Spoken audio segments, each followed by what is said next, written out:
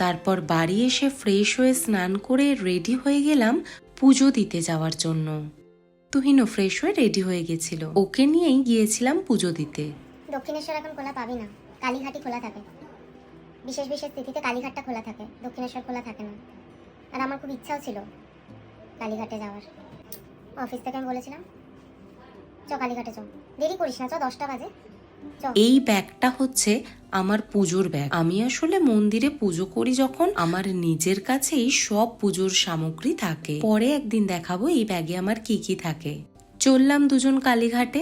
আমরা ফার্স্টে ভেবেছিলাম বাড়ির কাছের মন্দিরেই যাব, বাট ওই যে আগের ব্লগে বলেছিলাম না, প্ল্যান করে আমাদের কোনো কিছুই হয় না। সো হঠাৎ করেই আমরা ভাবলাম যে কালীঘাটে যাব, দেন ওটাই হলো।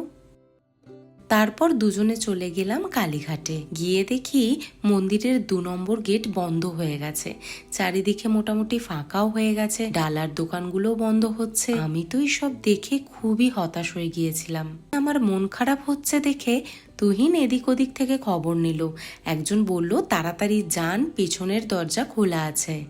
তারপর আমরা লোককে জিজ্ঞাসা করে করে পেছনের গেটে গেলাম। গিয়ে তো দেখি অবাক কাণ্ড, এখানে তো অনেক লোক।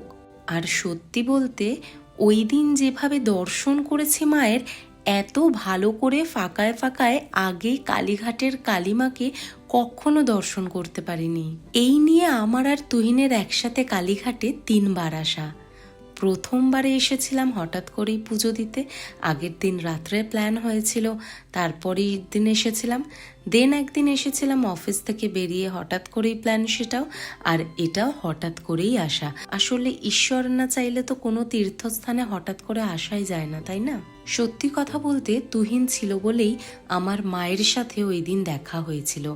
ওর কাছে ঠিক এইভাবেই জীবনের প্রতিটা পদক্ষেপে আমি সাহায্য পাই।